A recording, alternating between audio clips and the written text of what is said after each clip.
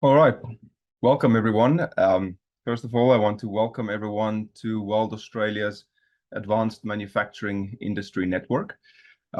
Before I introduce our panel of experts today, I just quickly want to introduce you to World Australia's industry networks. So as everyone knows, World Australia is the peak body for welding in Australia. We're a not-for-profit organization.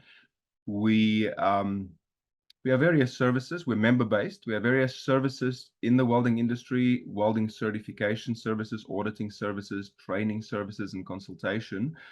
But I want to focus on what the industry networks are all about at Weld Australia. This is a platform where many of us from the industry, from research, industry, academia, suppliers, all of us can come together, put our heads together and say, all right, look, what is the current state of the industry? What are the problems facing the industry? And then how can we as a group solve those problems? How can Weld Australia as an organization, as the peak body, step in and assist in solving the problems that we are currently facing? Our CEO, Jeffrey Crittenden, is very well placed to talk to all these levels of governments on behalf of our members, on behalf of the industry networks. So whatever problems we come up with here, Jeffrey can then go and advocate for our members and for those problems at various levels. And that's really what the industry networks are about. It's a platform to create a voice, to spark discussion, and to see what we can do as a group to solve the problems in the industry. Right, that's it from me. I am Cornelis from Weld Australia. I think many of you are already fairly familiar with me through either these webinars or through previous IWE lectures. I want to introduce our panel of experts today as well, that we're going to have a bit of a roundtable discussion around robotics within the industry. So first up, we have Jeremy Vibes from Robotic Automation. He's an international welding engineer, and he's the manager of the welding systems over at RA. Jeremy, do you want to say maybe one sentence about yourself and one about the organization? Hey Cornelius. Hey everyone. Yeah, just a quick introduction. Let's say that I'm welding engineer. And I'm dedicated for the robotic welding industry in robotic automation. So across all Australia, we are based in Sydney, and our technical quarter is in Melbourne. But we have engineers and service guys all around Australia. So yeah, since 46 years. Yeah, we are going across the entire country to set up systems in terms of welding, but also many jobs as handling, cutting, grinding, things like that. Thank you very much, Jeremy. Next, we have Brad Walsh from Novark Technologies. Brad is the Senior Account Executive from Novark, stationed in Australia.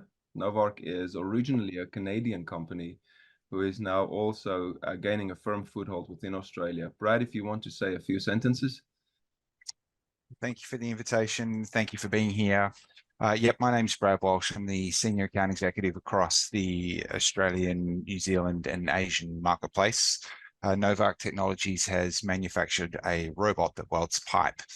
My background is in computer science, so when it comes to all things robotics and have a detailed understanding around its capabilities, that's my field of expertise. And in terms of the Australian marketplace, looking at business capabilities, inefficiencies and throughput is exactly what I do.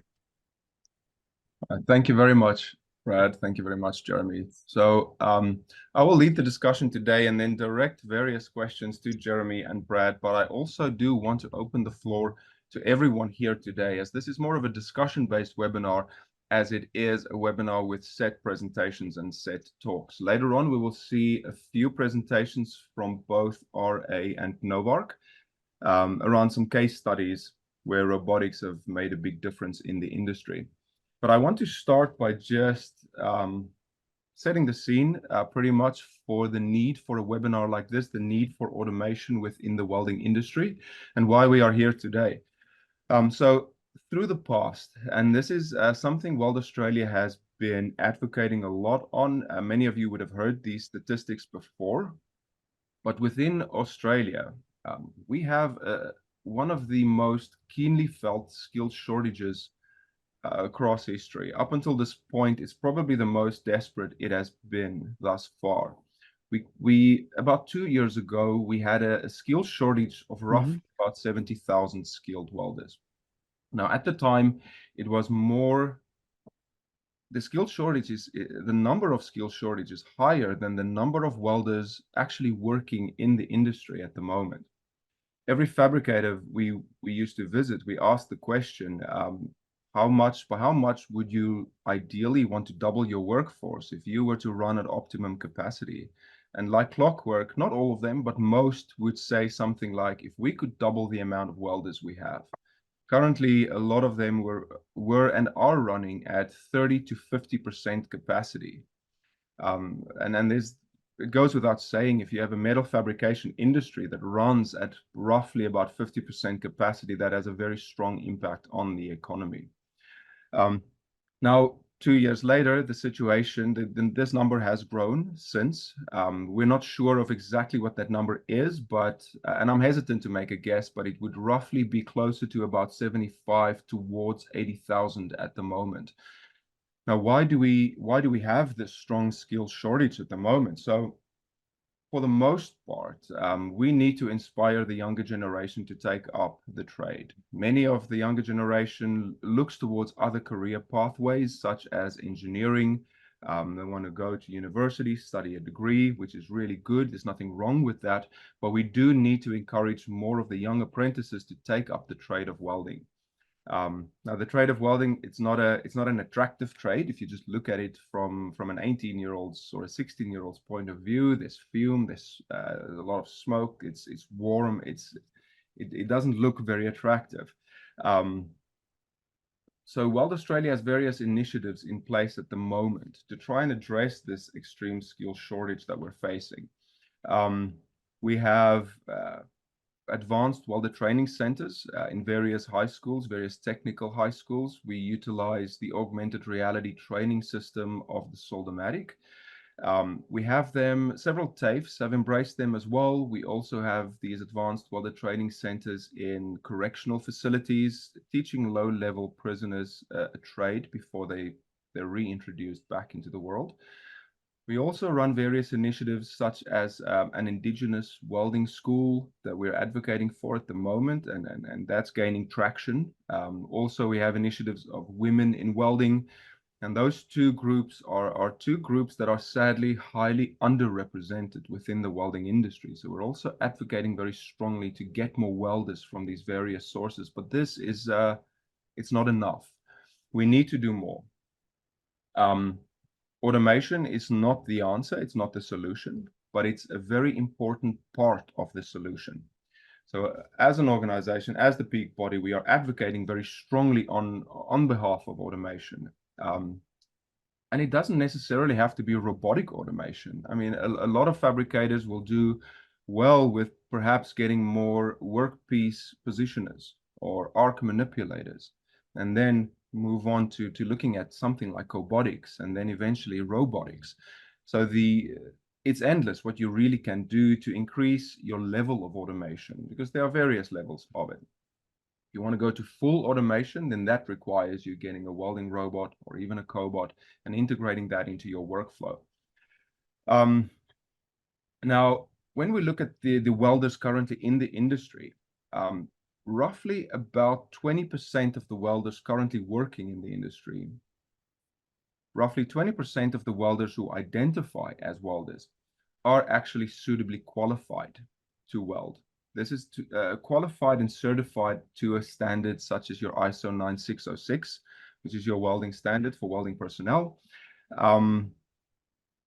So we need to look at this problem from various aspects. All right, so we're going to look at it from a productivity standpoint, from a training standpoint, but then also from an automation standpoint. And that is where webinars like today become extremely important. The conversations we'll have today is extremely important. Now, before we move on, I just want to highlight a report that was published fairly recently by the government. There is a productivity commission. And the Productivity Commission in Australia recently released their annual productivity bulletin for 2024. Now, this looks at productivity across the board, across the whole of labor. And I just want to highlight a few of those statistics before we start specifically about how welding fits into that. Now, the labor productivity, as reported by this bulletin, fell sharply during the year 2022 to 2023. In fact, productivity fell by about 3.7%. Now, this is a drastic lowering of our productivity. But the shocking thing about this lowering of productivity, it went hand in hand with about a 6.9% increase in hours worked. So this means the average Australian laborer has been working harder, but the industry itself is being less productive.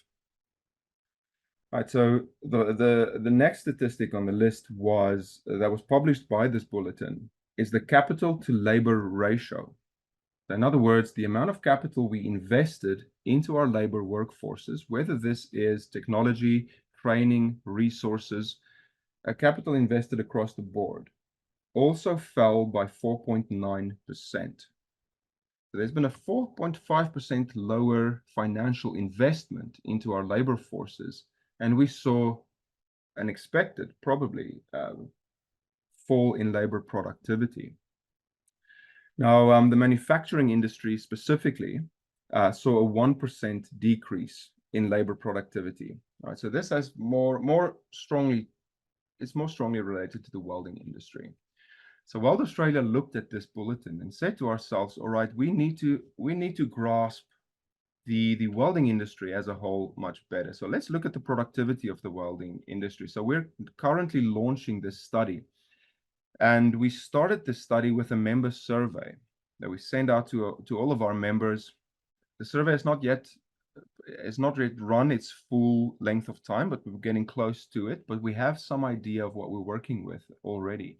So one of the questions were, are you happy with your productivity of your labors working for the fabricators? And across the board, everyone responded that their productivity is really good. They feel like the fabrication productivity could be better, but when it comes to their welders, they're working hard, they're really happy. And then we asked the question, within an 8-hour labor day, how much of that time do your manual welders roughly spend with the arc switched on? So what we call the arc on time, when actual welding is being conducted. Now, for manual welding, that answer ranged anywhere from 2 to 4 hours on average, but the majority said we're getting less than 2 hours of actual welding in a full 8-hour labor day. Now that is shocking. The main reasons quoted for this low level of productivity is, of course, the labor shortage. The welders end up doing most of the materials handling, the joint preparation, the warehouse management, instead of actually doing the welding. Right, so how do we address this problem then? And this is where automation comes in. This is where we say, all right, look, if we have this shortage of labor, and this is not just a shortage of welders, this is a shortage on staff across the entire warehousing. Who's doing the materials handling? How effective is that? Who is assessing the efficiency of our warehouse layouts, for instance? Who's doing our joint preparations? How do we optimize and streamline this whole process? So we asked the question then next, are you interested in robotics to help alleviate this problem? Robotics serves a dual function. It can help alleviate the skill shortage by freeing up your welders, but it can also just strengthen the industry, increase your overall productivity and quality. So we asked the question, how many of our members are actually interested in getting robotics or are in the process of obtaining either a robot or a cobot, and how many already have such technology in their warehouse?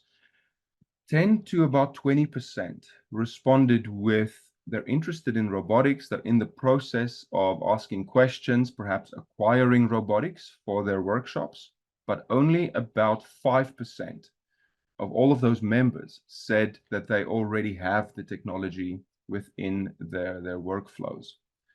Now, 5% is a shockingly low number, especially if you think about, now I don't have concrete statistics on specifics on this, but compare that 5%, for instance, to the Asian market, what the Chinese are doing with automation, the Europeans, the Americans.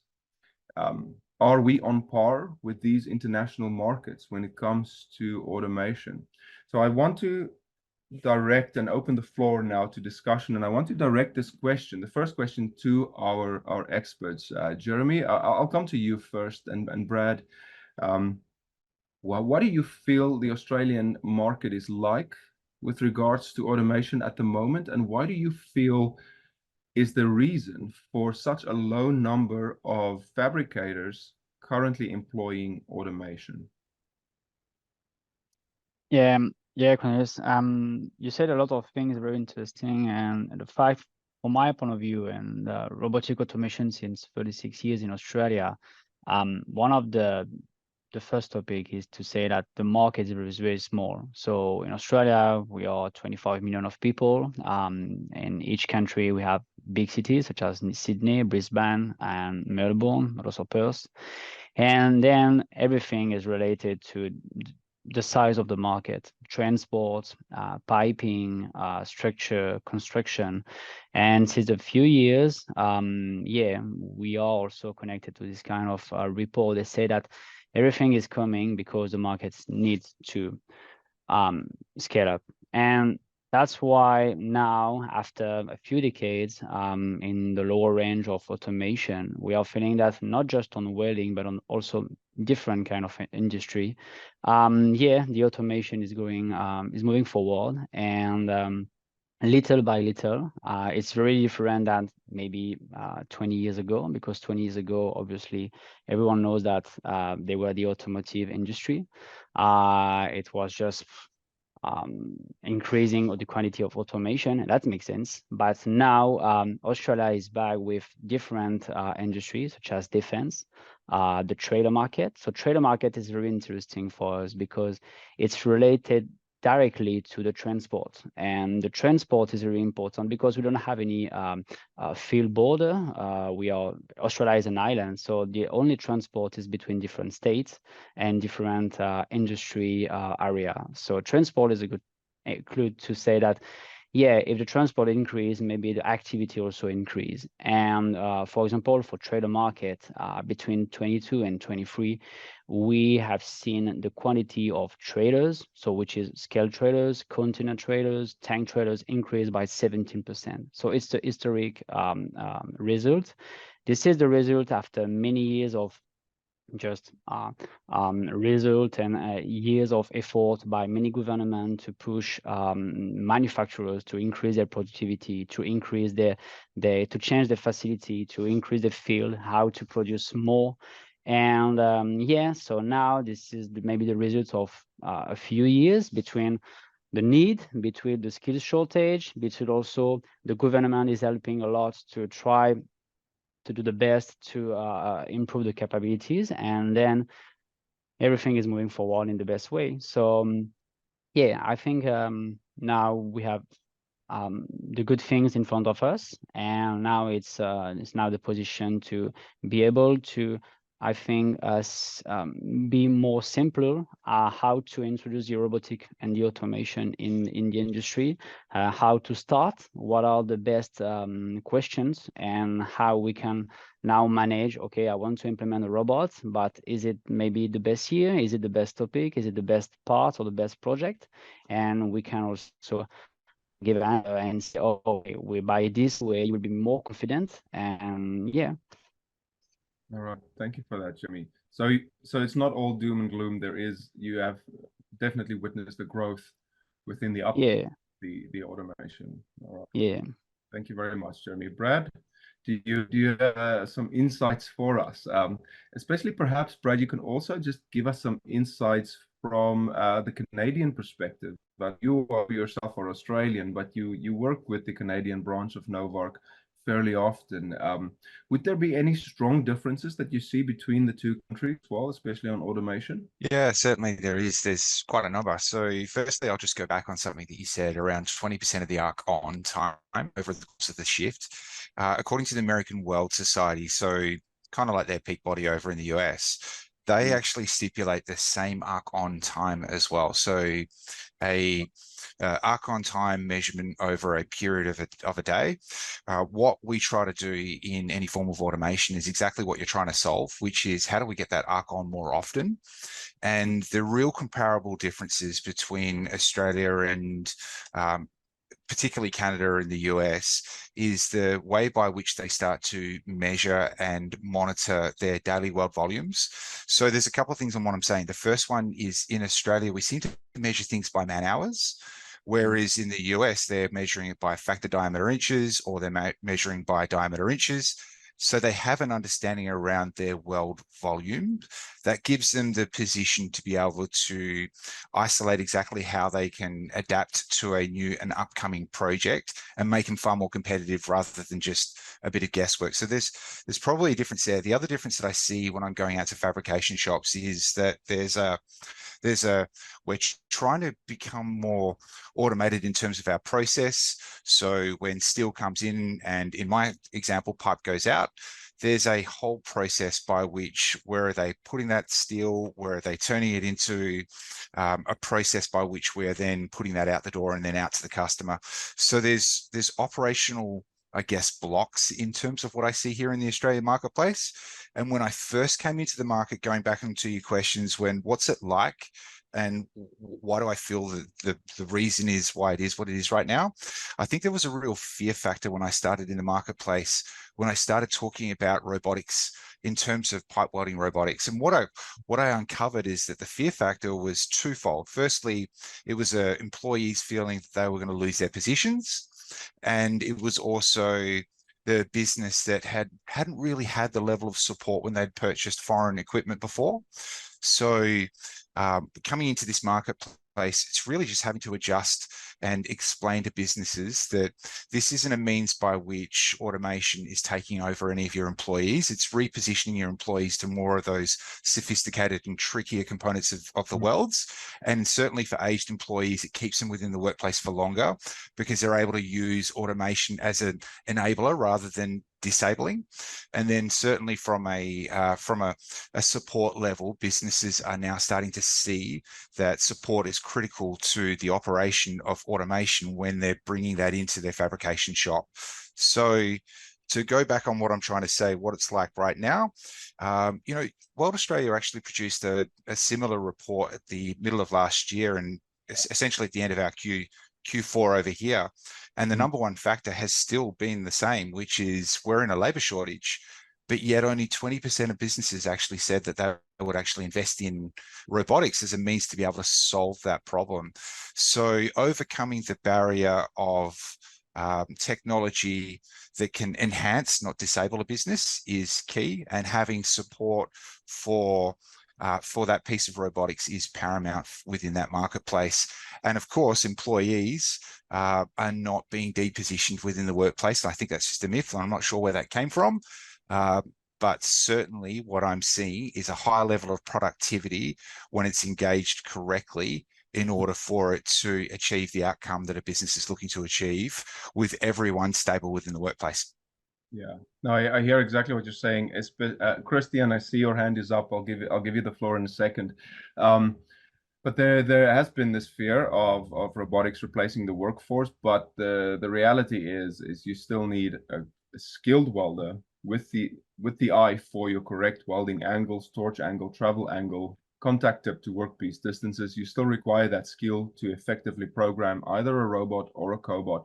And this will free up your welder to do more intensive tasks as well, more skilled work. And there's also a limit to what automation can do for you. It's not the perfect solution. You'll never send a robot into a trench to weld a stormwater pipe.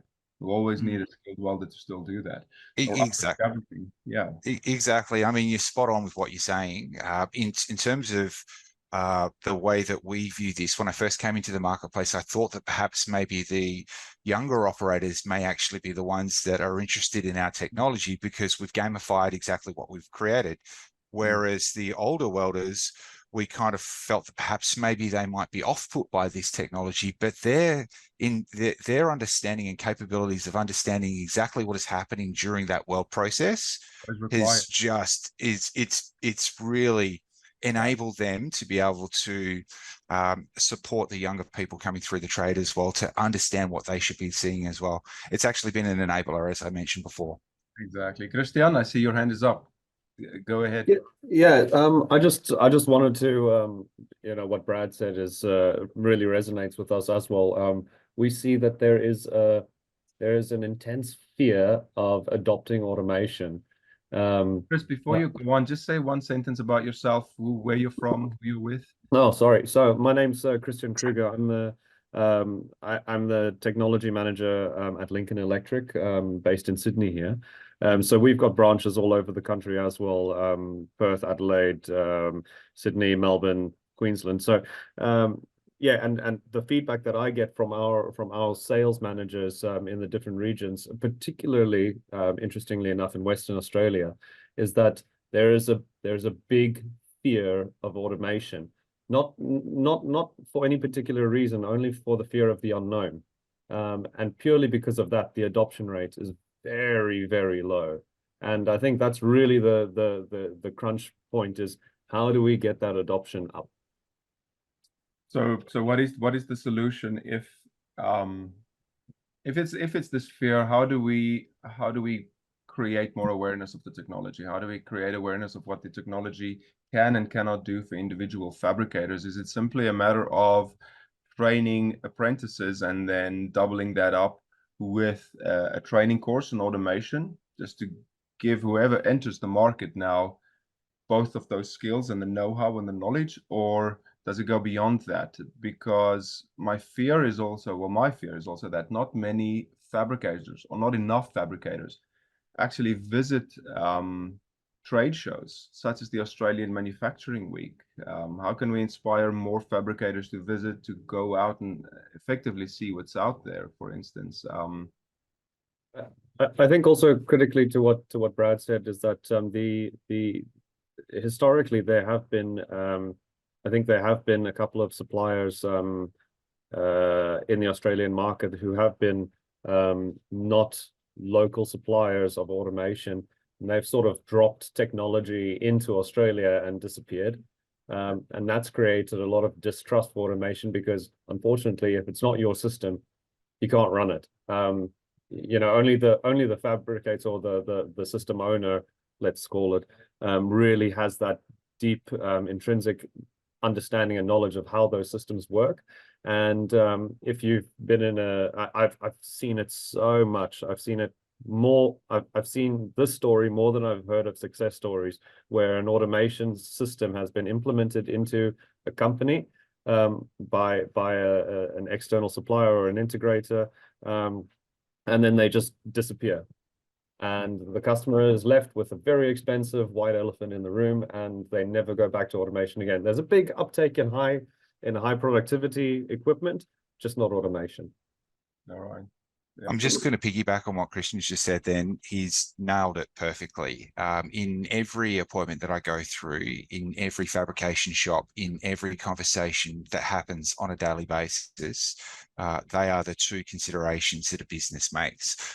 Now, I'm sure that every business in robotics are looking to solve this particular problem. I can only speak from our behalf, so I'll just speak from a robotics perspective. But in terms of what Christian has said, it's the key for us is making sure that we have Australian-based technical field consultancy services, and that's exactly what we do.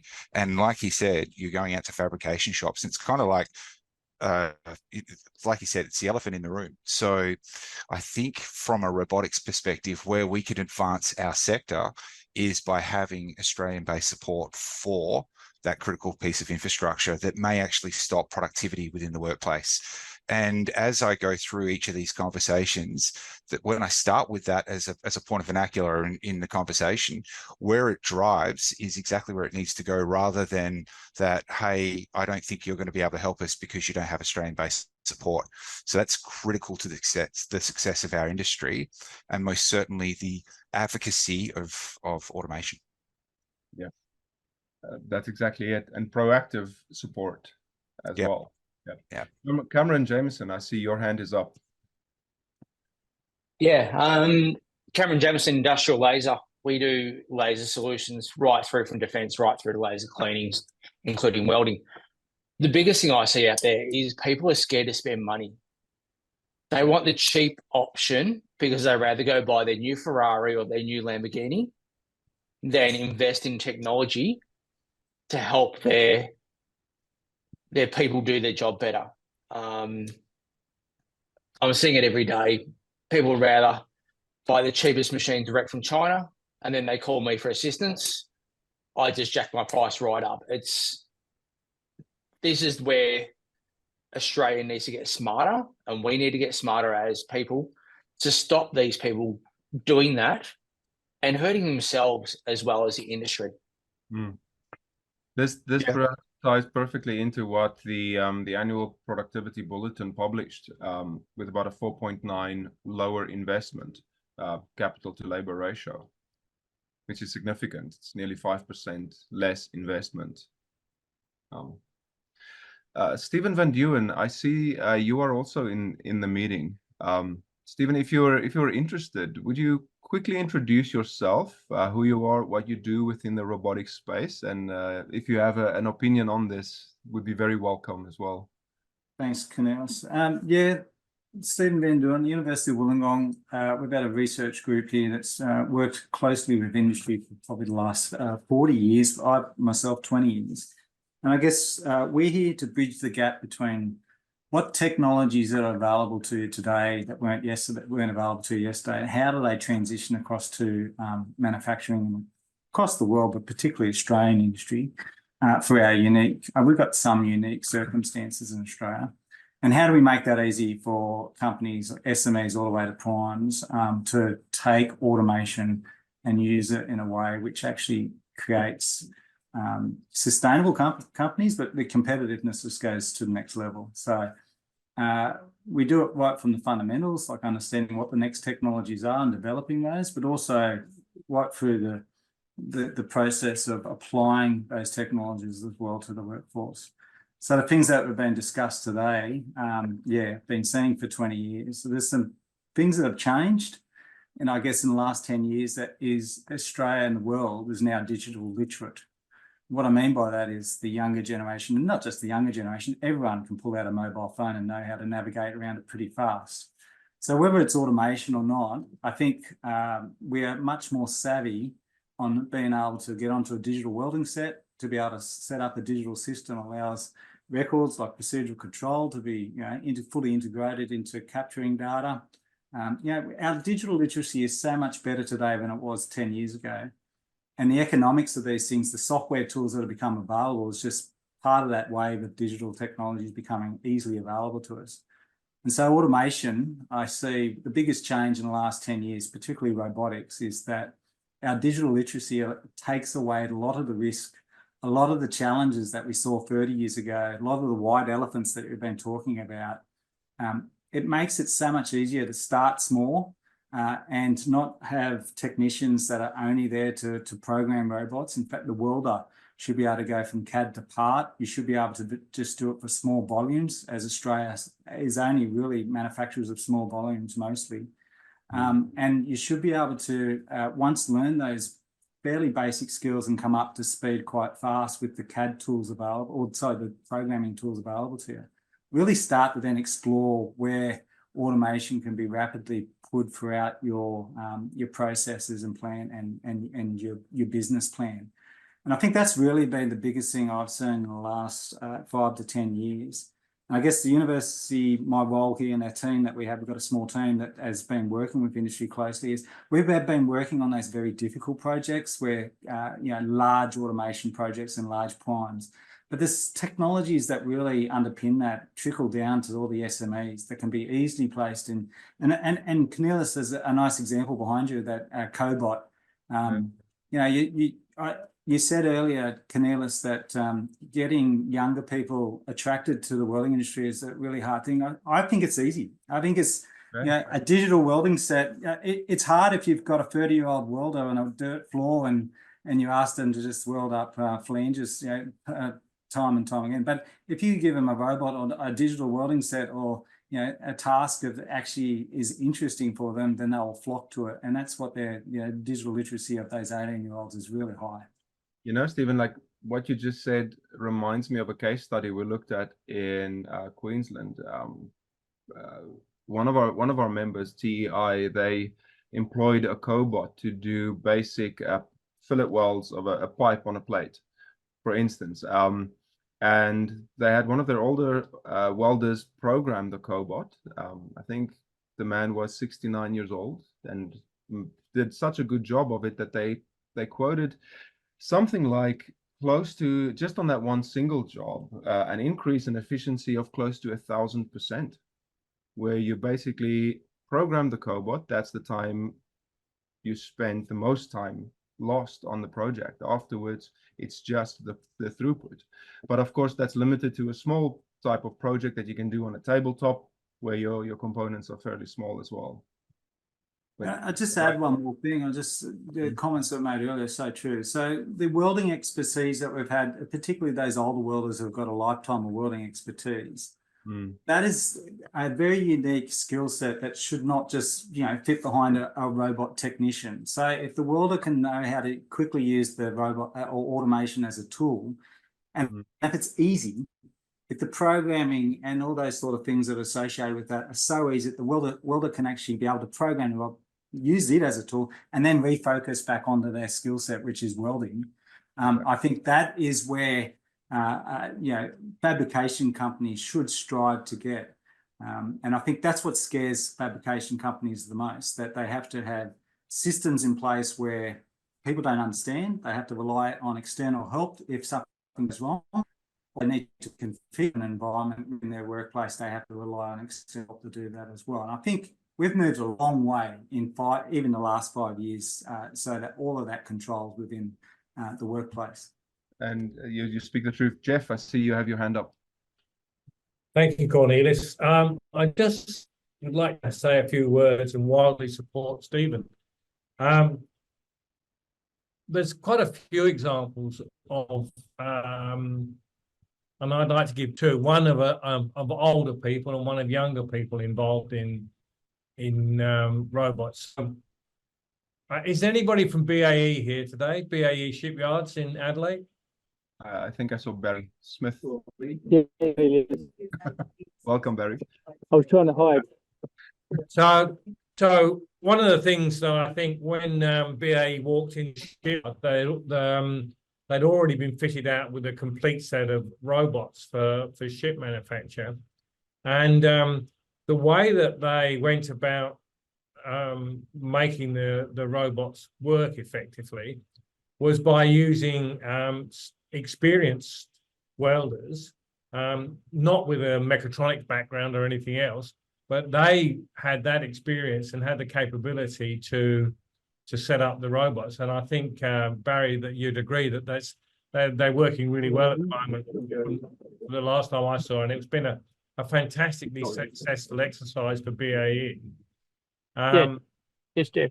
We actually, me and Ian, we're both being ex-welders. Used the background knowledge that we had to help reprogram, because we were actually, as you said, we were given robots that couldn't weld. But even then, when we were struggling to get to understanding some of the stuff we did, we actually went into the workshop and got guys, just the welders, come and help dial some settings in, because we couldn't get into the cell to watch the robot. So what our closest way to do it was to grab a welder, give him some settings and get him to weld. And he was like, but I'm not a robot. Our way to say it was, but the robot doesn't know it's a welder. Yeah. Yeah. I think it's well done, Barry, because I think that's a fantastic example. Another example, and I think when you bear in mind that I went to listen to a presentation on demographics the other day, and they refer to the current position in the demographic cycle as the cliff, because the cliff is where all of us old baby boomers stop work, and we're fast approaching that cliff, if not in the middle of it. So one of the ways we could I guess, extend the life cycle of people like really old people like me is to actually get them to use their brains rather than their knees and backs from a welding perspective. And the other example I've got, which is also great, is a company called RCR in Bunbury. And they make loaders for mining industry, great big long conveyor belts. And part of the process was just to have I guess, essentially a plate on the outside of the conveyor. And traditionally, they use 4 welders working at least 1 shift a day to produce all of these plates. So, being smart, they decided they'd get themselves a small robot. It wasn't quite a cobot, but it wasn't, a big exercise. It wasn't expensive.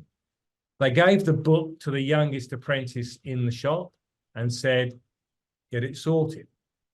So he set the machine up, just read the book, set the machine up, and now that robot and that now second-year apprentice makes all of these plates between the 2 of them, and they've got 4 more welders on the shop floor to do the more complex stuff. And I think Stephen was absolutely right. It's not difficult. Most people under the age of about 21 could set one up. The impact on productivity is absolutely fantastic. So there are lots of opportunities out there. The thing that frustrates me most of all, and I guess it frustrates most of you as well, is getting that message across. So often I go somewhere where there's a classic opportunity and people are just frightened of adopting the technology because, as Stephen quite rightly said again, they're worried about the enormous cost of bringing someone else in. And I think that change where the technology has improved. And somebody once said to me, if you can use an iPhone, you can program a robot these days. I think that's so important. We get that message across. That's what I wanted to say. Thank you, Cornelis. Thank you very much, Jeffrey. So I think another problem is also, like, once you've acquired your robotics, once you've acquired your automation, how do you keep that going long term? So if I buy a robot today, what will the state of technology be like in 20 years from now, for instance, considering how fast everything else is changing? I mean, we are buying a new cell phone every year. What's the longevity like when it comes to automation? Jeremy, would you like to comment on something like that? Yeah, that's really interesting because everyone finally have a sort of the same feedback. What is interesting is, yeah, as Stephen said, when we compare today, for example, the time we need to load the 3D model on the software, whatever the software, but there is very specific welding software, and also in Australia and in Wollongong, Robotics, very good software. You need maybe when you follow the training and when you have the hand, obviously you have a learning curve, maybe 3 months, 5 months to be completely confident with the software and how to manage it. But now it takes maybe 1 hour to load the 3D model on the software, and the software is able to recognize the weld, how you want to weld. For example, in a sequence, if you want to start from here and finish to there, if you want to cut this weld in different stitch weld instead of one full weld, you can increase also the throat. You can define everything about welding activity. So back to 30 years ago, it was a point you need just to move the robot to the first point and create a first line of program. And now you can also off program. So the difference is now the young people and the young generation, is more confident about all of this software and how to manage the problem between how to load the 3D model, how to manage a 3D model, how to create a library, and also about welding quality. In fact, when you create a library with your software, in fact, you can relate this library to your WPS, WPQR. So even on the working paper, I mean, all the follow-up, I did it for many kind of field, nuclear, pipeline, pressure vessels. It's just incredible how the technology is now able to create all the follow-up and make sure that everything is ready, then it's welded. Many companies have this problem. You have to weld something and the folder, the quality folder is arriving 2 weeks after, 3 weeks after, and the customer is just waiting the folder, the quality folder, because you needed to start the equipment on site. And with this automated system, which is the system by itself, so positioner and robots, but also the software and also the quality around the operator, you will win on different topic. And this is very, very interesting now, because the technology is, we are at the beginning of the artificial intelligence, but I was about to ask about artificial intelligence. Yeah, but we are now at the end of a lot of research and development, how to communicate between a computer with a robot. We don't have to spend a lot of time to understand that whatever the robot, whatever the brand, you can connect to a simple computer, you can open the same software and it's run.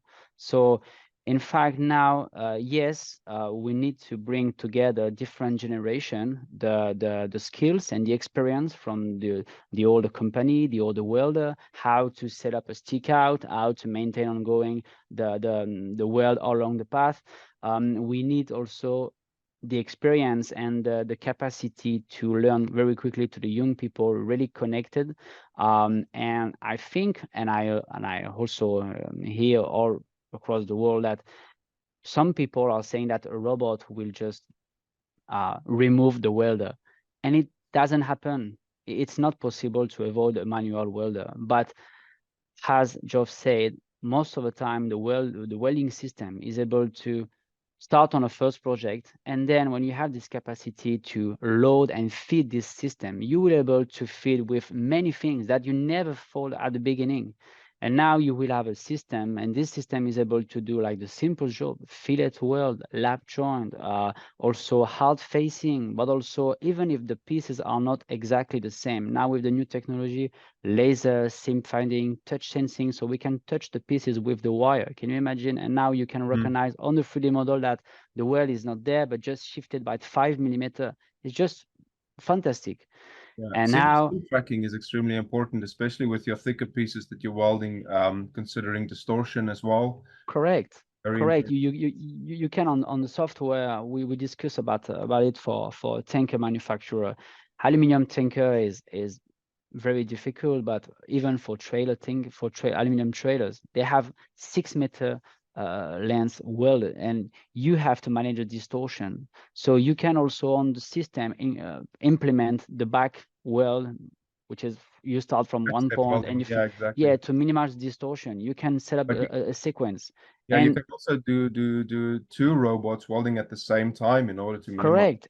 And if that's you change your mind, and if you do a first run on a first pieces, and now you want to change, or because you want to adjust, you don't need to rewrite the entire program. You just drag this weld on top of another one, and that's it. And the robot will find just the way how to avoid maybe a stiffener, maybe a plate, maybe a corner.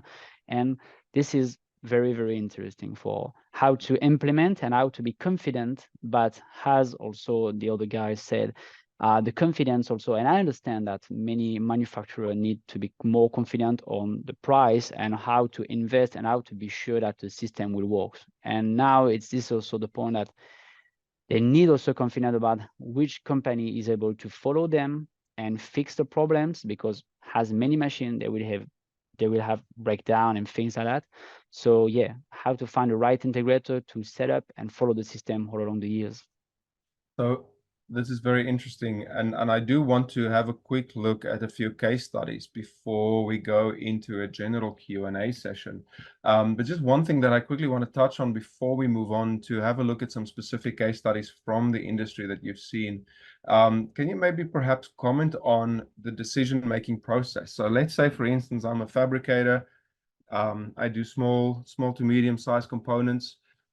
What is the decision making like with regards to what type of automation do I get if I get automation, and what is the cost considerations associated with that? So how do I go from I'm not sure what I want, but I'm interested in automation, to actually knowing what type of technology would be appropriate for my specific setup and workshop? What is that process like? The process now is very simple. Many companies are running a sort of audit. You need to start an audit. Sometime customer they thought about, okay, we have to weld this span. We have maybe 10,000. We have to weld this biggest part in our workshop. Obviously, the target is to weld the larger part or the largest system, but they need also to know the truth that the best option for them is to go step by step in automation. And that's why also the robotic systems are very interesting, because when you have a robot, you can put this robot on a stand, but then you have to think that maybe in 5 years, you will put this robot on a track. And maybe you will put this robot upside down because you will weld on top of a table or on top of a rotator.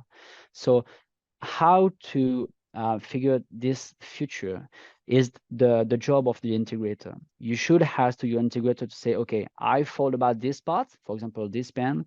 Currently, we are spending maybe 1 hour welding cycle time. So welding cycle time is not just the arc time. Is okay, the welder pick up the pen and start on the jig. Okay, weld, stop, move the piece, handle, because as you said, at the end, it's the arc time is nothing.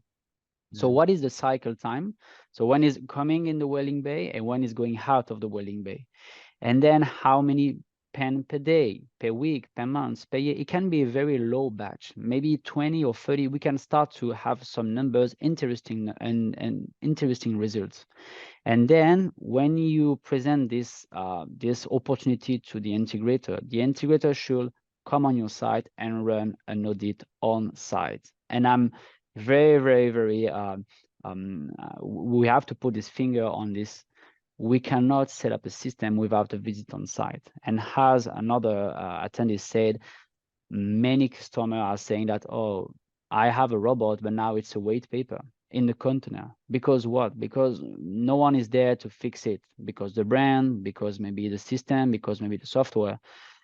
So at the beginning is we have to visit on site to make sure that the crane, the loading, and understand how it works in your fabrication process. And then we will go through the entire process line, and maybe we will pick up this pen. Maybe we will say, oh, maybe this part is also interesting.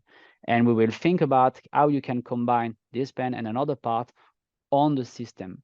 And now it's becoming more interesting, because you can have the picture of someone is doing robotics since a long time, and your point of view about productivity, how I can manage unloading, cutting, preparing, so beveling, deburring, everything, and put on a jig. And now the jig is maybe in the system, but it can be also before the system. So how to set up a jig with quick clamp, everything. And this audit is it's essential. It's essential to set up a system, and then at the end, we will give it to you. And many integrators also can do it, but doing like a simulation. So your part will be in the software, and that you will have different numbers, and you will compare with the cycle time on manual welding and the cycle time with robotic welding. And then you will compare, and that for everyone is now easy to have numbers and say, okay, now we have this system. If we are going to the system with a production rate around 80%, because it's impossible to work 100% of the time, you will have a definition, okay, maybe in 3 years, 4 years, or maybe sooner, in 1 year, at the end of this year, this investment can be profitable for my company. But I need to tick some boxes. As the integrator, is very important to find the right integrators for this system. Yeah. Also, and integrated with the right integrity to give the correct answer and not just make a sale. Otherwise, Yes. you end up with a white elephant. Yes, yes, yes. This is a part of the confidence. It's how to construct the confidence with the customer and the integrators. We compare most of the time, you know, when customers are able to buy a CNC machine, but the CNC machine doesn't change much the mindset of how it works in the workshop.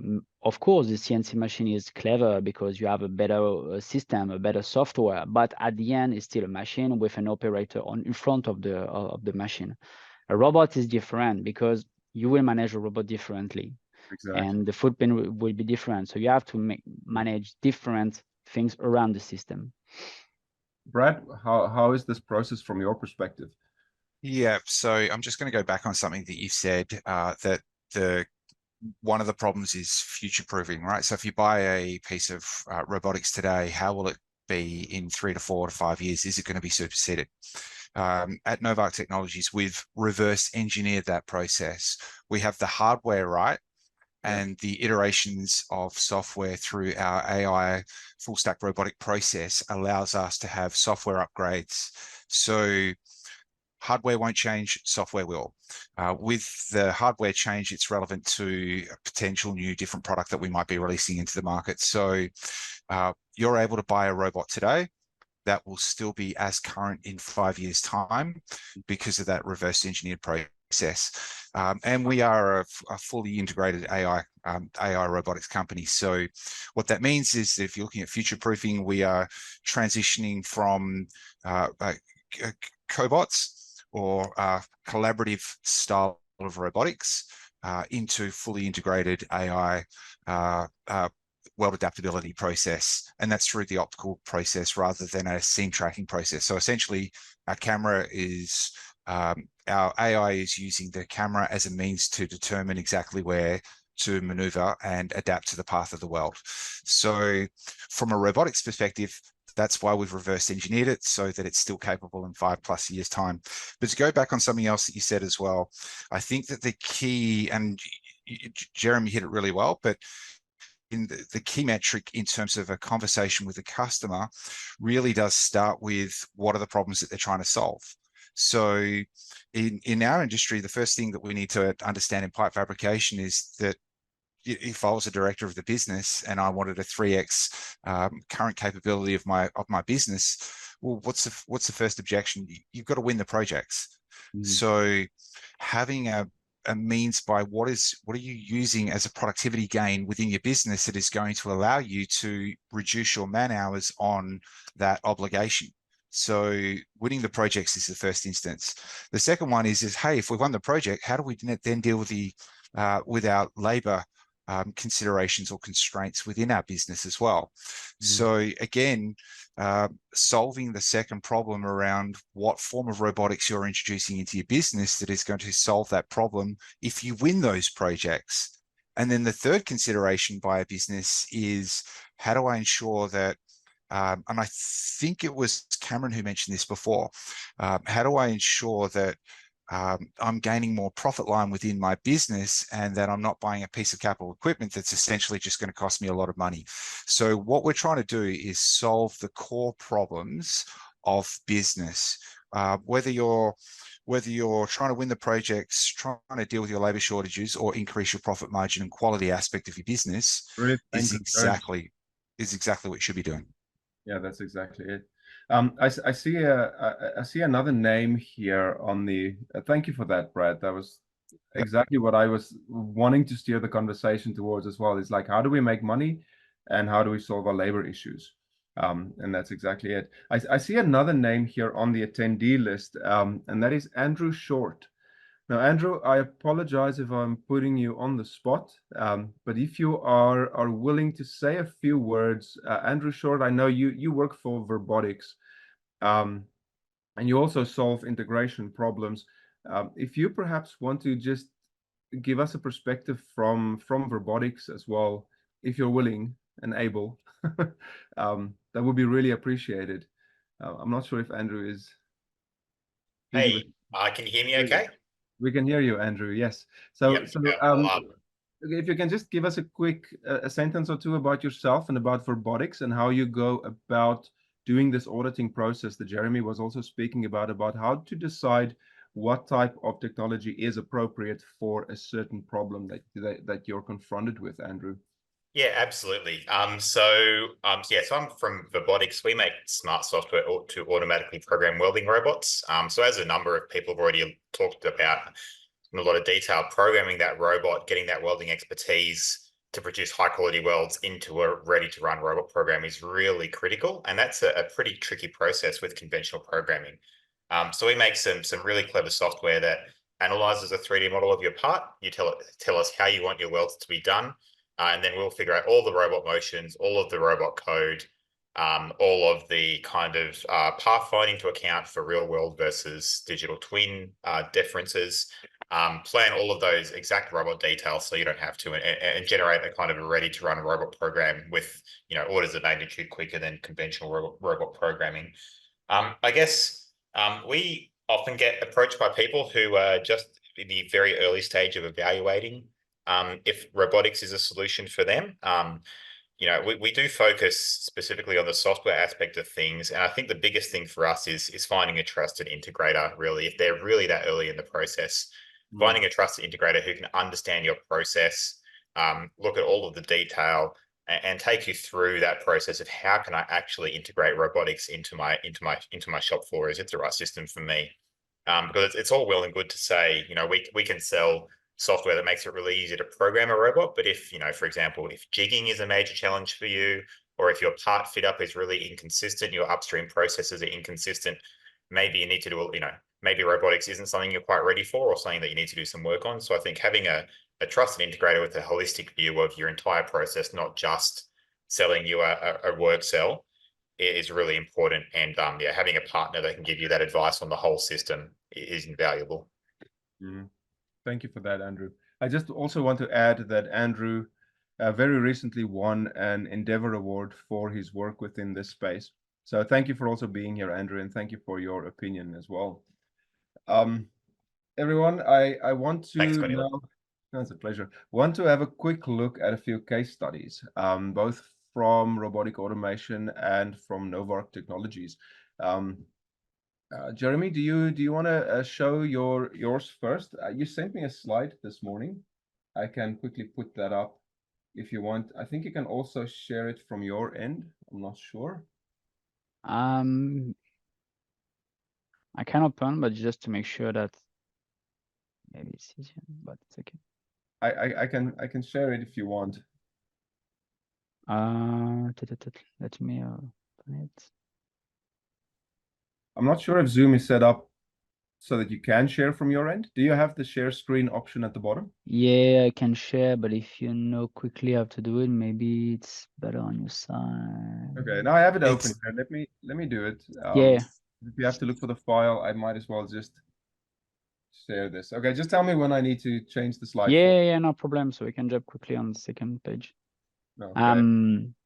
Yeah, so this is a few sample of the project that we did, and also Yaskawa did around the world. And so just to give you more details, we tried to pick up a few very different system with different kind of weld, just to give to the attendees the opportunity to have a look on what we can achieve currently with different software, different robot, and also different torch and different solutions such as the sim tracking or sim finding. The first one is a track trailer, so aluminum track trailer on 18 track cells. So it's both welders are welding the track all along the trailer. Obviously, we have to manage deformation and different problem with the aluminum, but it's still a very very automated system, because the trailer is coming in the cell and going out straight away on the track. The second system is a sort of how to weld a different chassis. So now we are more on something is like corners and very, very, very small bars, SHS, or also roundish bars, and how the system, and this is very also interesting when we couple the system with the robotic software, because the system is able to recognize all the joints. So now you don't have to spend time to recognize and to do exactly the job that's, okay, put a stick out on top of this well plus this well. No, the system is able to do it by itself. And then we can also, and as you see on the first layout, the positioner, it's a sort of VMF, able to turn the piece in different ways. So it's a multiple axle. And then you can combine sort of 6 axle from the robot plus 3 axle from the positioner, which is, you can, the stick out and the torch will stay in PB position all along, because you can manage everything around the rotator. On the next page, before we move on, Jeremy, I just want to comment on that photo on the top right. Yeah. If you can imagine a manual welder having to weld this assembly, how uncomfortable he would be in a position like this to actually get in there and do the weld manually. This does assist greatly with that kind of setup as well. Yeah, in fact, the welders need to go inside of the truck, and you have many problems then, safety, fumes, things like that. And now you can just have the bay with the extraction on top. And we didn't discuss yet about the film extraction, but it's also a topic how to manage it with the cell. Yep. Yeah, on next project, so truck tankers. So for different things, if it's a liquid tankers, or if it's just a dry goods tank. So different things, also with different technologies. So SIM finding, but also non-contact touch sense for the first one, because you need to sometimes figure where is the well all along the path, but sometimes it's just how to check before the assembly. And with the touch sensing, so the system is able to recognize where is the well, and also we can also propose to the operator to check and say, okay, now the system detects in this point, so this corner, for example, of the frame, we have a problem. The plate shift by, for example, 5 or 10 millimeters. Should I continue, or should I stop, or should I maybe avoid to weld this thing with the robot, and I will fix it then with a manual welder? So you can also manage in different way this kind of project. The trailer chassis, so yeah, we are studying on sort of gantry. So now the H gantry is moving the chassis on top, and you can turn all around with the welder. So the trailer chassis is more like a scale trailer, so different shape, different stiffener, everything is coated by laser, but can be also by plasma. And just we have to make sure that the accuracy is less than ±5 millimeter. So in terms of accuracy, ±5 millimeter is like a normal accuracy in the steel assembly. But then, yeah, the problem with all our customer is they said for this kind of product, yeah, sometimes the stiffener will be there, but maybe Tuesday the stiffener will be 5 millimeter shifted on left side or right side. So this is a perfect topic to highlight the sim tracking and how to find the joint, and do not spend time on the program to shift everything. And on the latest page, yeah, so another project, so very a little bit different by the way that this system is a very interesting system. So it's a European system. So they made with 2 robots. So one robot is a slave to the other one, and the robot is able to assembly and weld all the lattice boom. So it's a sort of structure for cranes. But it can be also for tanker container. So this system is able to handle the bars and put the bars right on the system, avoiding the jigging parts, which is very, very long time consuming. And then another robot, which is the welder robot, will just touch sense all the bar and tack everything. And then when everything is tacked, the 2 robots are starting the welding activities. So you can switch also the different tools on top of the torch. So you can have, for example, grinding, handling with a magnet, or different thing, depends the material. So yeah, this is our different topic, just to highlight that it's not just a line, it's not just a fillet weld, it's not just a lap joint. Now with the software and all the ecosystem, we are able to manage different kind of weld with different accuracy and with different targets. Such as Brad said, if the guy wants just reduce the time consuming, if the guy wants reduce the labor, yeah, we can adjust also the system around it. Okay. Yeah, and also in terms of capabilities, just reminder. So on sort of robot now, people have to be aware that we can plug everything. In fact, the robot's still an arm with 6 axle with 0.02 millimeter of accuracy. But then if you want to plug a TIG, MIG-MAG welding, also laser welding, we can do 3D printing. But you can also cut with laser or plasma or also oxy.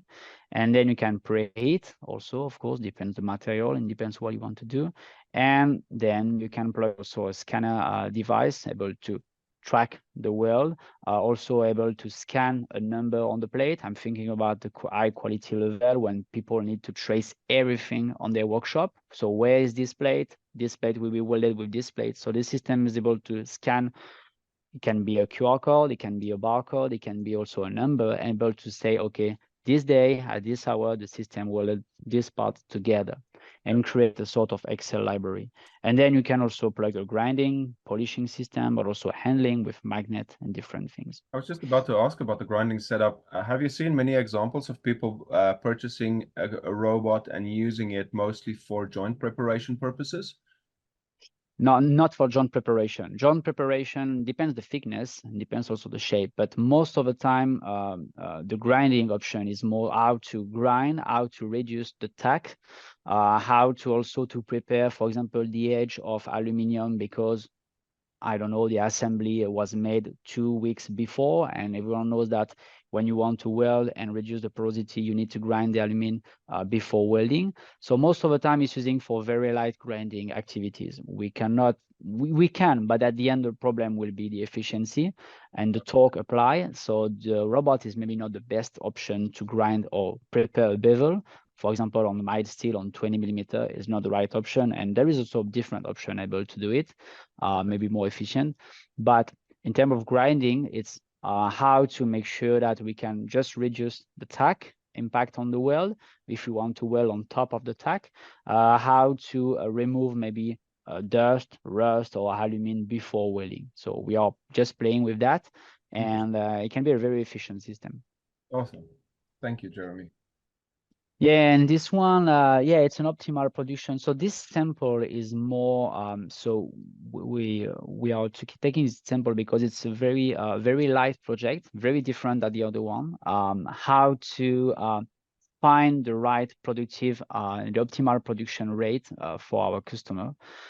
So in fact, we find by calculation. It is also the part and the job of the integrator. It's not just to say, okay, go and see, and this robot will do the job. No, it's also to think about where is the balance and when the system will be profitable in your position, how we can introduce the numbers, how we can, if the people want to think about each inch per hours or time consuming, we can also define different indicators. But then, for example, for this one, so we select with different calculation that the optimal numbers of parts on the welding tables was 12, because the guy said we have just a footprint to have a 1 meter per 1 meter table, and with a cooperative welders, cooperative robots. So then we calculate this thing, so we can see, because this point 12 on the graph on the right side, you can also increase the quantity, but then you will increase also the loading time. You will increase also the distance between each part. So in fact, you will divide not the entire numbers by just the time of weld, but you will divide a few parts of the calculation.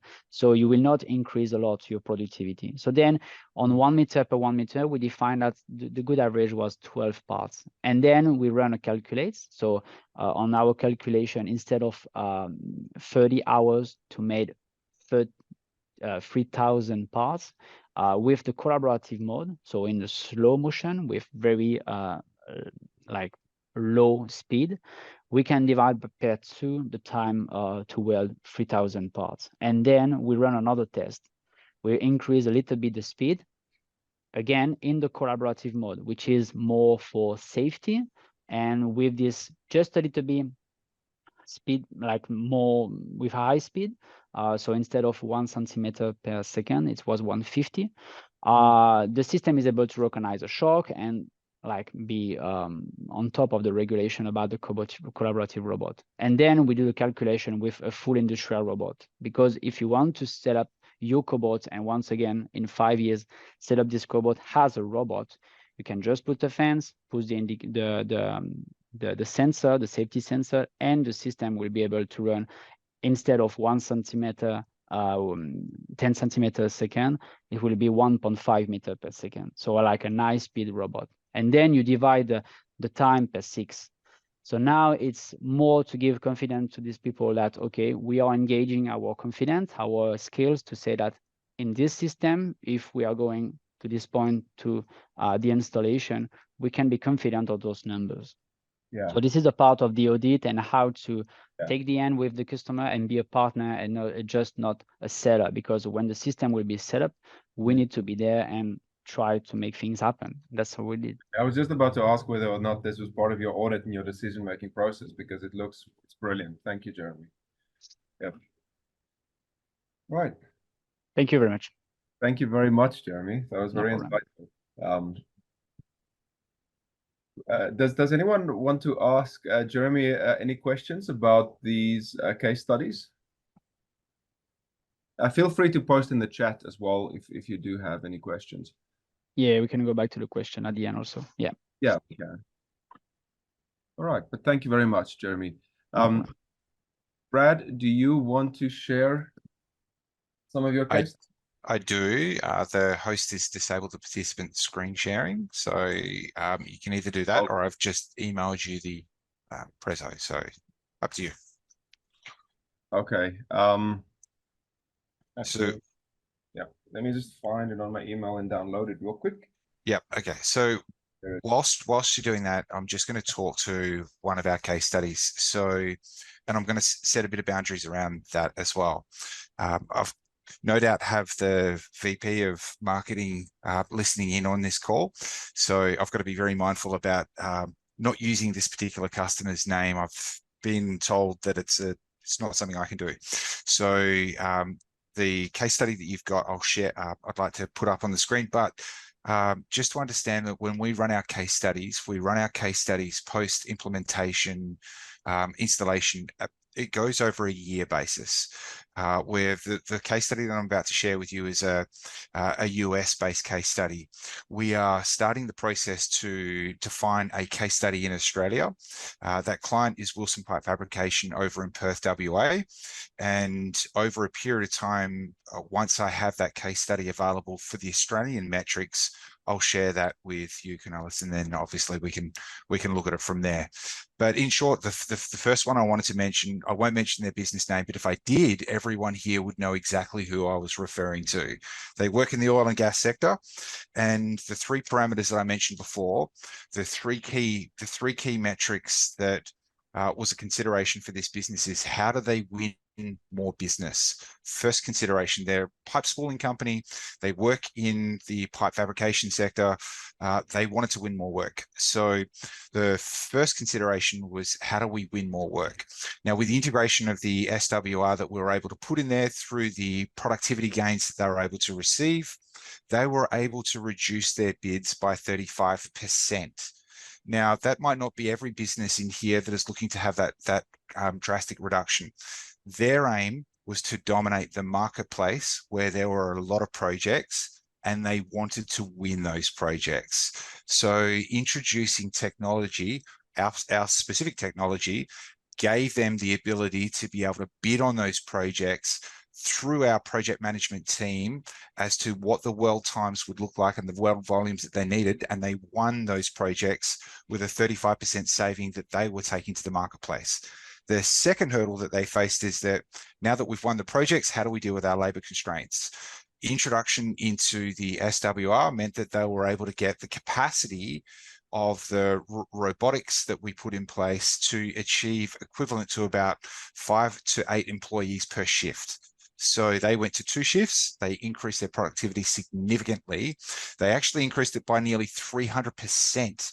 So won the project with a 35% saving, introduced our SWR as a 236% increase in their productivity. And that obviously drove a significant bottom line to that particular business, minimizing their repair rates. They went from a 3% repair rate down to a less than 1%. In fact, fact, it was more likely closer to 0.25% of a repair rate. So their costs of repairs went down, their increased labor productivity went up, and they won all their projects. That was on the basis of...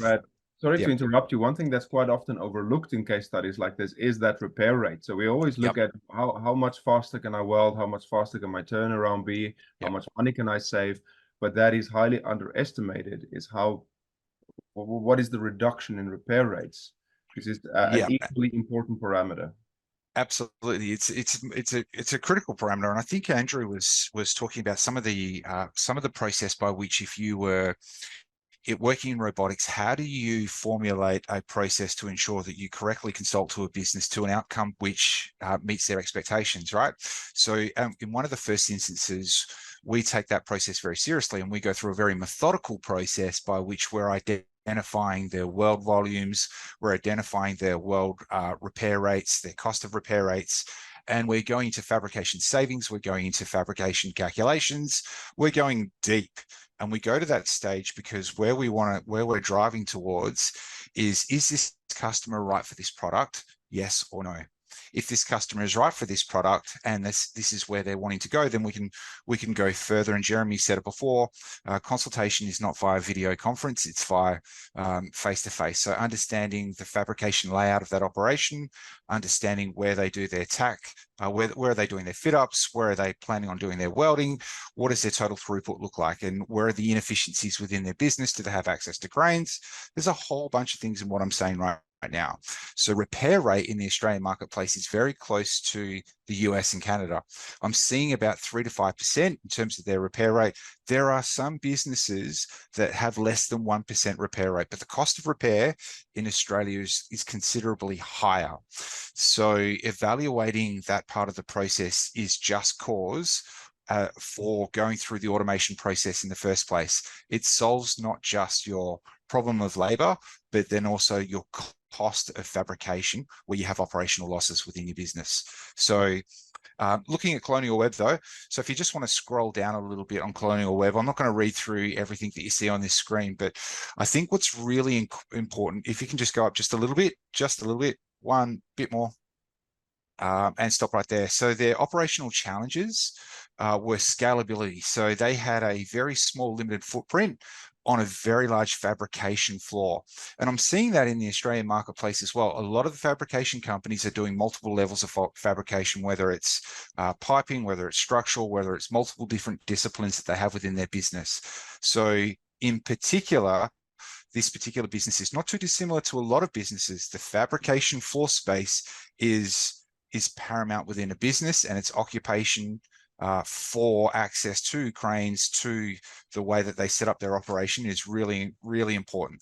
So a limited physical footprint was a consideration for this particular business. Also, they were looking at taking on a very large project, which you can see that they were developing an output of 60,000 weld inches in that particular weld. Now, they were looking at expanding into a second shift.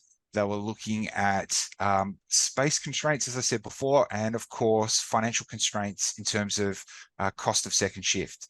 So we went through the evaluation process. Can we scroll down a little bit? We went through the evaluate, keep going, and that's the SWR, keep going, and let's just stop right at this bit. So we started looking at quantifiable outcomes, and I think anyone who works in the robotic space is always looking to work out, how am I going to achieve these outcomes?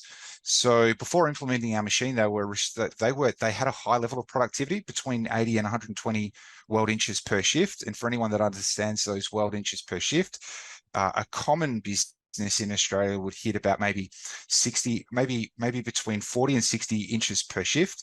A good fabrication company will hit about 80 to 100, and a great fabrication company is hitting about 120. So they already had a high level of productivity. When they introduced the SWR, they were gaining 250 inches per shift on their smaller pipes and 400 weld inches on their larger pipes. So again, I'll go back to what I said before. This has taken us nearly a year to develop this particular case study post-implementation, because every weld is traceable and every job is traceable. Every hour of every day. In fact, every millisecond of every weld. So in terms of output, this is the type of number that is very important to a business in terms of productivity. From a financial saving perspective, they were able to look at a payback that was within a reasonable, and I guess the Australian marketplace says, hey, we're looking for a payback in under 5 years. I see a lot of businesses that are looking for paybacks in less than that period of time. So this business was able to get the payback period that they were looking for in a time frame that was appropriate for a project that they had won. The high quality welds was their second consideration. The consideration in this particular area, they had a very high volume of repair rates. Through automation, we were able to achieve a zero failure rates in any of their welds. So like every other company, if you have a weld procedure that meets the Australian standards and of course ASME standards under the different sections relevant to your client, we already have those embedded on our robotics. And of course, once a client takes on one of our robots, they might want to change those ingredients relevant to their particular client. And of course, they'll set up their PQRs, have those QA QC'd, and then go through to production. Once they're in production, at that particular point, zero failure. Now, that was a significant fabrication saving for this business outside of the financial saving of the efficiency of how fast it was able to complete those welds. And of course, as you can see on there, it's addressing the skilled labor shortages they had within their business. They were able to use their younger welders at gamified version. The younger welders were able to utilize the SWR as a gamified process. So they get a pendant controller, they have a video screen, and essentially that's how they were engaging their younger welders. And as I said earlier, though, the more sophisticated welders had the articulation and the understanding and the knowledge of what was actually happening on that screen through all the outputs that we were populating into each of those welds. So it really got a high level of engagement from our full stack robotic process. Now, the last bit, I find a little bit naff to sit here and say, hey, how great is this support? But I guess really this really reinforces what it means to us in Australia. It's important for us to get any issue. When you're dealing with hardware and software, there's always going to be an issue. It is never perfect, but having the mark of a business is defined on its ability to be able to problem solve at that particular point in time and troubleshoot to a resolution within a timely manner. So for us, when we look at support, there's about 150 of us that work at Novak, and you've got a welding team, you've got the robotics team, you've got the engineering team, you've got all levels of team. So when our support comes in, when a ticket comes in for our customers, we have a 2-hour turnaround on any of our software support. And if there's a need to be on site in any of our states in Australia, will be on site within a 48-hour period. That level of support has not been common in the Australian marketplace and has not been solved, which was the start of the conversation around the elephant in the room. So to be able to have a quantifiable outcome based on increased productivity by getting a financial saving with high quality welds, addressing their most common needs by their employment within their workplace, and giving them the support levels by which we underpin as an industry where we should be going, is exactly what I put in front of you. Okay.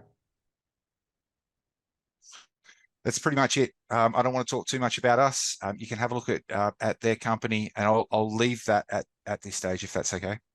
All right. Thank you very much, Brad. Very insightful. Thank you as well, Jeremy, for those case studies. I think case studies is really where the ability, the capabilities of these technologies shine, and I'm always looking for more case studies to showcase within this industry network. So I also want to ask anyone present here today, if you have any more case studies such as this, where robotics have actually made a marked difference financially to a business, but also productivity-wise, feel free to send them in. We'll talk about it in webinars such as this and go from there as well. So thank you very much for that, Brad. Thank you as well, Jeremy. All right, so I think we're nearing the end of this proceedings. I do want to open up the floor for general questions. We have some of the top experts in the country within this webinar. Jeremy, Brad, Stephen, Andrew, there are a few others as well. Please, if there are general questions to any of these experts, now is the time to bring that up.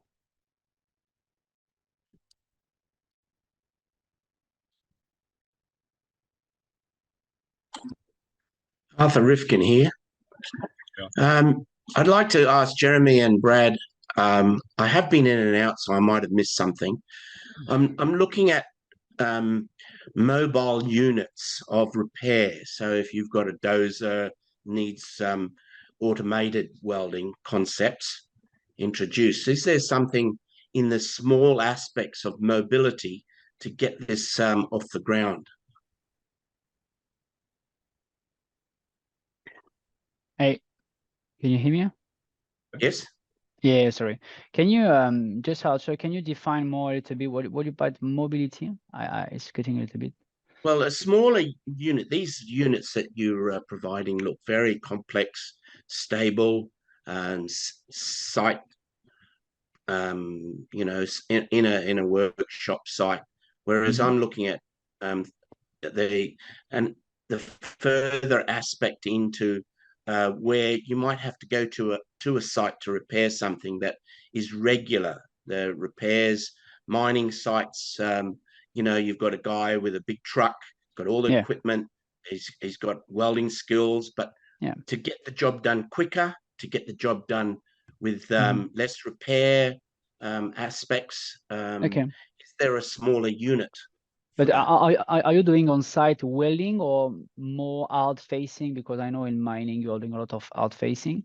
And also, what about the size of the weld? Because if you move, for example, a welding robot or welding system, currently we are able to, for example, install a cobot quickly on site or whatever the workshop. We need something like stable, not just a mud or dust, but something like more like a slab.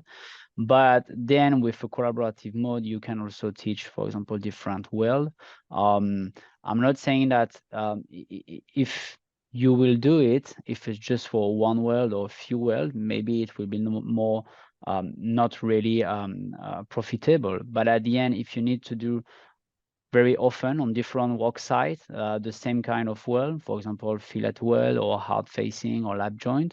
If, for example, we can also think about how to set up a robot, for example, on the case with like a sort of big trolleys, and we can also lock all the wheels and just try to make sure that the robot is flat.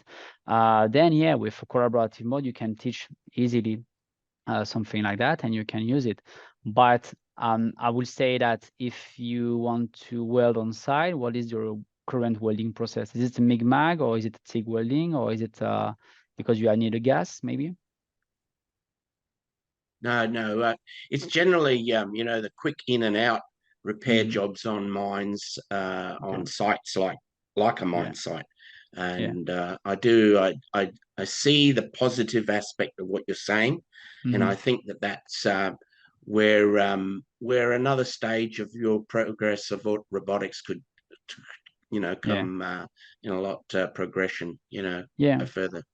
So I appreciate that feedback. Thank you. It can be interesting, but you can also call us after the webinar. We can discuss. Also, sometimes with pictures, it makes sense to have the right answer. But if you have many jobs like that, we can also think about it and see if we have a solution also, because sometimes it's not just able to do it, or sometimes it's not the right approach. Stephen, did you have anything to add? I can't find the button to put my hand up digitally. I don't have that option for some reason. But so just a bit of our experience that we've had over the years for mining, hard facing. Quite generally, you need to go out on site and do hard facing, and so a portable robot a small robot that has a magnetic base can be placed in there. When you get to large areas, it gets a little bit more challenging. But we've done that on several occasions, particularly in the shipbuilding industry as well. We've got to get into difficult spaces, double head bulkheads, for instance. We have put robots, smaller robots with a welding torch on it, where we can put it inside bulkheads and it quickly recognises and calibrates itself to that environment and the way you start welding. On a bigger scale, worked with the aerospace industry, Boeing in particular, where we had a very complex system where a robot was mounted on a platform and we took the automation to the workpiece. That was for the drilling of composite skins, so the airfoil. So we would actually have it on the mobile base. It's quite a solid base that would actually be able to transverse around the factory floor and then reset itself up in front of the workpiece, calibrate within 5 minutes, and away it goes. So there's different ways you can skin this cat. I think the cobots that you're seeing behind Cornelis there have really reduced the challenges around workplace safety with automation because you can work in close proximity. Human can work in close proximity with that robot you can see behind him. Yeah. There are two things just on that. Ross Lehman just posted a very interesting case study within the chat. So if everyone want to have a look at that, about a mobile cobot unit. It's very interesting. I just had a quick look. But also Stephen Van Duwen, in collaboration with Robotics and the University of Wollongong, created a short course to welding, a short robotic welding course. I just quickly want to share that while we have Stephen still here. Stephen, do you want to just maybe say a few words about this course? As I believe that in actually, again, gaining traction on automation, gaining awareness of automation, the key lies in investing in the education of our staff, of our apprentices, but also as a really good add-on to international welding engineering qualifications, technology, and specialist qualifications. So this is something that University of Wollongong built very recently, this course. Stephen, do you want to say just... Yeah, thanks. So the New South Wales government has had so much interest from manufacturers, at least in New South Wales, but this is a general thing across Australia, where, just that first step for manufacturers to understand this black box of how to program a robot. So the New South Wales government funded the University of Wollongong, and we've collaborated with Robotics, and World Australia has supported this as well, to deliver a short course, a very, very short. So before Christmas, we delivered our first one. It's only 25 hours. So it's 5 days of 5 hours each day, where we do about 2 hours each day on, class work. And then we go into a practical sense where we show how we get you to program a robot. So after 5 days, someone who doesn't know it's an introduction to welding robots, specifically for welding. After 5 days, by day 4, you should be programming a robot, and you understand how difficult it is, and then get to use software tools that really makes that difficulty disappear. And on day 5, then we move over to cobots, because a very good way to introduce automation into a fabrication firm is through a cobot, because you don't have to invest in all of maybe the large systems, the safety cages, the secure air. So a cobot allows you basically put it on the bench and away you go. And you can invest as little as $10,000 for a cobot, all the way up to about $80,000, depending on what functionality you require. So this course is short. It's going to be delivered every 6 months. We delivered one before Christmas. The New South Wales government funded it, but from this point on, it's a $3,500 cost for 1 week to send someone to this course, and we've intentionally put it in 1 week intensive, so that people could, if they're interstate, will need to arrange travel and also accommodation, that we can do it in an intensive 5-day period. At the end of the day, you get a certificate of completion. You don't get a qualification of any sense, but certainly you do come out with the learning experience of understanding how to program a robot, and you walk away understanding it's not as difficult as what you might have expected. Thank you, Stephen. And does this translate very well between different brands of robots? Oh, yes, it's very agnostic as far as the welding robots. Even the offline program, we do use robotics, because robotics are part of this. But, that is a tool at the end of this 5-day program that we introduce you to just show how easy it is to go from CAD to part. Just one more thing, so that if you need to register for this, it does close on the 10th. We are restricted to only 15 people, just because the practical nature of this, and we do get into the lab and we've only got a certain amount of robots that everyone can use. And I ask you to contact Stephen Pan at the bottom there, and that's his email address. Just directly contact him if you're interested. Yep. You can reach out to me as well if you're interested in this course, and I can direct you towards Stephen Pan and Stephen Van Duyn. Thank you very much. Thank you, Stephen. And thank you very much, Arthur, for that question as well. A very insightful question that leads to very good discussions. Do we have any other questions for our experts today? Howdy. I'm Zach from Lay Group. So we do a massive different range of things. So we have a switchboard side of the company. So a lot of the stuff coming through there is sheet metal, and it's very much the same. And then on our structural side, we have a massive variety of different things from maritime to infrastructure all coming through. And I think the issue, so we've had an industrial robot cell set up for about 6 months now. And I think the issue we run into most is trying to not guess, but trying to understand what's going to suit the robot best that comes through. Because this is very much a test stage for us. So the cell is set up in a way that has a lot of capacity. We're not looking for the most efficient solution. We're just trying to work out the capabilities of robotics. And so, yeah, I think it would be nice to know kind of some recommendations on knowing what's good to go in there, or how we can evaluate what type of structures to go in there. Hey, Zach.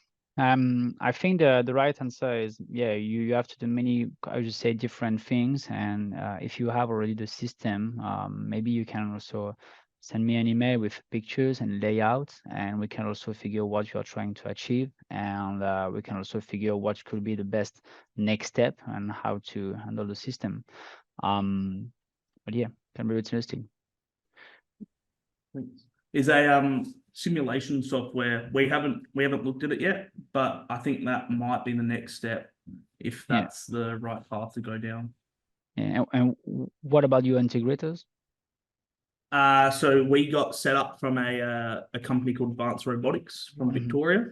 And so yeah, they're still there for technical support at the moment, but we haven't been using it heaps throughout the last couple of months. So okay. Yeah. Okay. Thanks for that, Zach. And if you want to be connected to anyone in any of our experts, also please send me an email. I think most of you would have my email address. And then, yeah, I can connect you to the relevant experts as well. Jeremy, Brad, but also Christian Kruger, if all of you want to maybe just put your email addresses or your contact info in the chat. I think that would make it very easy as well for them. Yeah, sure. Perfect.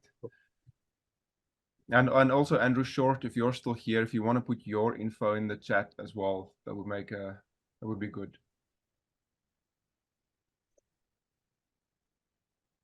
All right, everyone, but thank you very much for the engagement. We still have time. We scheduled the webinar to go up until about 1:30. We still have about 14 minutes. So please, if there are any more questions, our time for it. Otherwise, we're going to call it a day. You want to read something? Yeah. Yeah, no, feel free to send us everything on the email. And as you said, it's sometimes we need to understand what is the system, the current system. It's not because the brand is different. It's not because the software is different that we cannot do thing. Sometimes it's just to give you the advice, or just change maybe the target and go to the right software, or maybe go to the right option or the right tool. But yeah, keen to help. I think in this time we need to be the more productive and see if we can help each other. It doesn't take time to give you advice or give you another opinion, and we'll be sure to try to simulate something on the software, or try to find an answer, or try also. And we know, everyone is very lucky because, for example, if you pick up like just a library, and the biggest library for me is just YouTube, and it's just simple. But today, if you have any question, or if you have any, you need a point of view of, for example, if I'm welding something, is someone is able to do it all around the world? Yes, maybe, of course. There is 99% of the question we can say, yes, someone did it before, or someone did it, and we can also try to have more information about it, and how we can also adjust the system to the situation on site or in the workshop, or different aspects. Thank you very Just- much. And just off the back of this entire meeting, and to reiterate what's been said and by Jeremy and Brad, is if anyone in this meeting is currently even vaguely considering automation in any capacity, please reach out to the likes of Brad, Jeremy, myself. We as an industry want to see this grow, and it's imperative for us as a metal fabrication industry to actually adopt this automation technology more and quicker, and do it successfully. So pick your integrators, make sure that they've got local presence, that they are able to support the technology that they're installing into your sites. And please, just start a conversation with any of us, because that's the most important thing, is get the ball rolling. It doesn't cost anything to speak to the guys. Yeah, exactly. Thank you, Christian. That is, I want to encourage the exact same thing. You have the experts' email addresses in the chat, and even if it's just a question about the possibility of moving towards automation, please reach out. Yep. Yeah. I'll just piggyback on that if I could, just very briefly. Christian, well said, because that is absolutely right. I think what you're seeing in front of you today are passionate people that work within the industry. And what we're trying to do is develop a mindset of change that this industry is being led now by those that are wanting to drive success within the Australian manufacturing sector. And whether I'll be able to assist you specifically on your form of robotics, at very least, we have a detailed level of understanding in multiple different disciplines, and we'll be able to give you your best foot forward as to where you may be able to go to get exactly what you're looking for. So I think that's the collaborative conversation that's been had today. Everyone here is here to support everyone, and that is exactly what we're here to do. Yeah. Thank you very much, Brad. And just as a final note, we are also, Weld Australia as an organization, we're also partnered with other peak bodies. There is also the Robotics Australia group, which is very similar to Weld Australia, which is a membership-based, not-for-profit organization that focuses on robotics as a whole, not just welding, but all of it. We're also partnered with the Australian Cobotics Centre that has a very strong focus on the research associated within the cobot space in the Australian market. So if there are interest in any of these other industry bodies, please also reach out. I can put you in touch with the relevant experts from those areas. Also the ARM Hub, the Australian Robotic Manufacturing Hub that's located in Queensland. We're also closely associated with them. But yes, thank you very much for your attendance, everyone. To the experts, thank you very much for your participation. Also, Stephen, thank you very much. Andrew, thank you as well for your contributions. Thank you. Thank you, Cornelius, for the organization. Thank you, Weld Australia, and thank you, Brad, also for the long hours that we prepare this thing to make things happen, and to have a webinar open, and just to try to give the information that there is few people in Australia, they are able to tackle this field, and able to pick up the answer, and pick up the question, and pick up whatever the problem, and try to find the answer, try to find the solution. And this is the best, and how we will improve the robotic journey in Australia. Exactly. The only way we can strengthen the industry is together. Yeah. Thank you, Jeremy. All right, everyone. Thank you, guys. Have a splendid rest of your day, and we'll hope to see you in the next webinar. Thank you very Thank much. you. Thank you. Thank you. you. Bye, guys. See ya.